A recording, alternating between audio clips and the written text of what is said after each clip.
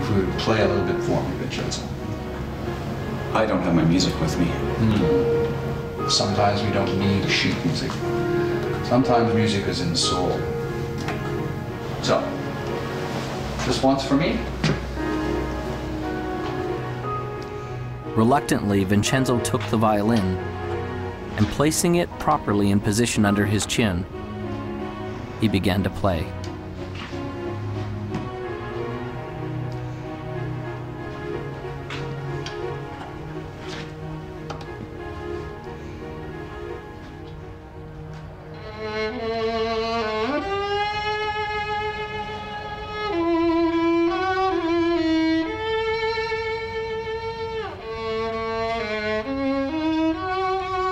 He began playing slowly at first, until his heart began to play the notes. As he did, something magical began to happen. He began to feel the power of the music once again.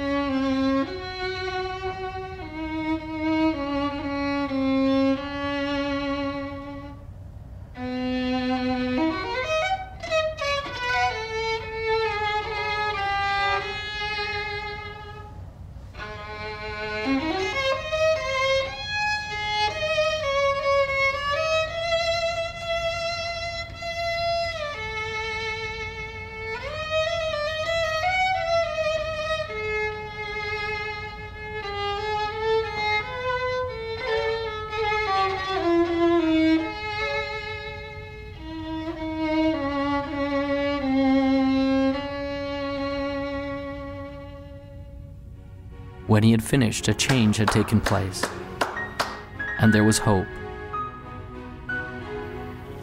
I can't sell you my violin. I thought as not.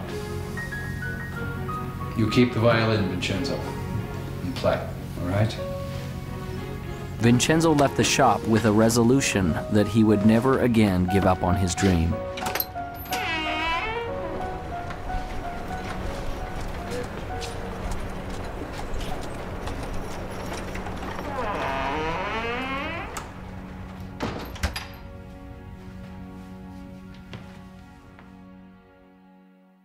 Everybody experiences failure, and if you haven't, it's just because you haven't done anything new. Because everything new requires failure, it's just a fact. In education, there's a term designated for new learners. It's called the J curve, a J. When we start, we may begin here. As we begin to implement the new experience or information in our life, we initially struggle, or perhaps even fail. But as we learn the lessons from our failure and are persistent, we become competent and very successful with our new lessons or experience. And as we get competent, things go up dramatically. That's a J curve. Most things in life come to us that way. So as we encounter feelings of frustration, we need to understand that it's normal, and we will get through it if we persevere. There was a software executive who made a huge error, costing the company millions of dollars, and this is a true story. Millions of dollars at this one mistake or one failure he had made. So he went in, he was called in to see the chairman and the CEO, and of course he brought his resignation letter, and he handed it to the chairman, and the chairman said, what are you doing? We just spent millions of dollars educating you. You can't leave us now. Now, not every employer is going to be that compassionate, but the universe is. Every one of us gets rejected, and what you and I need to do as individuals is reject rejection. Make yourself rejection-proof. When Jack and I started Chicken Soup, we spent 3 years writing it, and then we tried to sell it. We went to New York with a great agent, and 33 publishers all said, hit the road, Jack. And then we went to the BEA, Book Expo of America, and we went booth to booth to booth to booth, and 144 people, sum totally, said, buzz off, you guys, that's sappy little stories. They're never going to sell. They're too nice. The secret word that every winner knows is called N-E-X-T, next. You're going to meet obstacles. You're going to see adversity. It's going to happen to you. I guarantee it. So what gets you through it? It's your passion, it's your energy, it's your commitment to this game plan. And wow, it can be very, very exciting. I have never met a successful person who hasn't failed. Never. Not in the course of my lifetime, not in the course of my reading, not in the course of my studying, not in the course of mankind. Have I ever met a successful person who hasn't failed? Now the difference between successful people and people who are unsuccessful, because we all will fail, is successful people learn how to deal with failures. They learn how to accept it and embrace it and understand it and learn from it. And it doesn't become a negative to them. It becomes a learning. It becomes an education. It's a tuition they paid for the education they got. You get a challenge or something you think is a setback. It's only a setback in your initial perception, and only when you don't stop and look at how it could serve you. See, the master is the one that takes whatever happens in their life, supportive or challenging, and asks how does it serve them and their mission. Because it's never what happens on the outside, it's always how you perceive what's happening on the outside. So if you can take a challenge and you say, okay, so how am I going to use this to my greatest advantage, and what are the benefits that I'm going to get from this, and how is it going to help me fulfill my highest values, and how is it going to actually give me a great step forward? If you ask that question and answer that question, it's not an obstacle. An obstacle is only when you've chosen to see only the drawbacks without the opportunities. Some people are so worried about failing, they don't start. And so one of my friends says, you don't have to get it perfect, just get it started. And then in the process of doing it, you will learn. What is failure? That's easy. It's not trying. It's not getting in the game. It is thinking about it and not doing. You know, you cannot fail if you try, if you get into the game. You know, I like to use the analogy of a missile. When I shoot a missile off of my airplane, all missiles initially, they just come off straight. And any engineer will tell you that a missile actually requires mistakes. It actually requires errors in order to become successful at hitting its target. And so as a missile comes off the airplane, if you've got a plane that's going in this direction, the missile comes off and it sees that the airplane that you're trying to shoot at is going this way. It sees that it needs to correct that way, and it makes a correction. Then it makes a smaller correction. Then it makes a smaller correction. And next thing you know, it hits the target. The same is true with us. You know, we've all got dreams. We all have a target, and we all have goals. A failure-minded person goes down the road towards their goals. They hit that first obstacle and they go, I'm a failure. I always fail. And they turn around and they give up their dreams.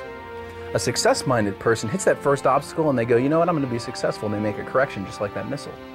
They hit the next obstacle and they make a little bit other correction just like that missile. And next thing you know, they find that they've zigzagged their way to their target, to success. When I was learning to walk, my parents didn't say, oh, Jack failed after 7 tries, let's give up. They said, just, you know, keep coming, boy. However long it takes, you're going to make it. And for me, I've read so many stories about, you know, Thomas Edison, who had 10,000 experiments to invent the light bulb. And when someone said, you failed 10,000 times, he says, no, I never failed once. He said, I invented the light bulb. It just happened to be a 10,000 step process. You're going to have some setbacks in life, some challenges, some difficulties. And those are the days which really test what happens. Maya Angelou says it like this: if there's something in your life you don't like, change it. But if you cannot change it, change your attitude. That is why it's critical for you to work on your attitude and start to have a reservoir from which to draw from before you need it, because you're going to have some days which test you, which try you, which really push you to the edge. And those are the days that you need to make sure that you have a positive outlook, a positive inlook, and a positive uplook, that you are thankful and grateful for all things, even the challenging things, because it is through the challenges that we grow, that we stretch, that we start to become all that we can possibly become.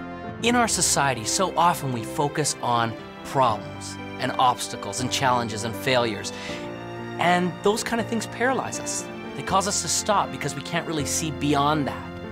But the truth of the matter is, if we look carefully, we'd see very clearly there is no such thing as a problem. Everything is a puzzle, and there are answers to puzzles. So when you run up against something that you're not sure of, doesn't mean it's a problem, doesn't mean you can't get around it. You just need to find the right answer for that puzzle. I've decided that every single thing that happens is a success. Everything. There's a learning experience, maybe I achieved whatever the goal was, but I'm going to go after something else. I just learn, grow, and go.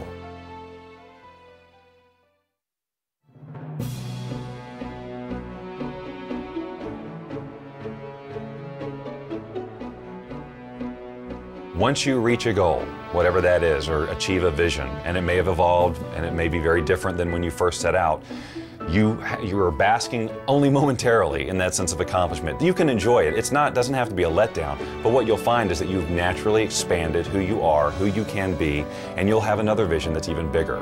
If you want to have like success become an ongoing habit, you know, here I am at the top of my game, 100 million books sold and so forth. For me, it was never about selling books. It was always about making a difference. You can't stop making a difference. You know, making a difference is something that continues forever. It's the little things that you do on a daily basis that get that momentum ball turning. And all of a sudden, after a while, you have so much momentum behind you, you couldn't stop it if you tried.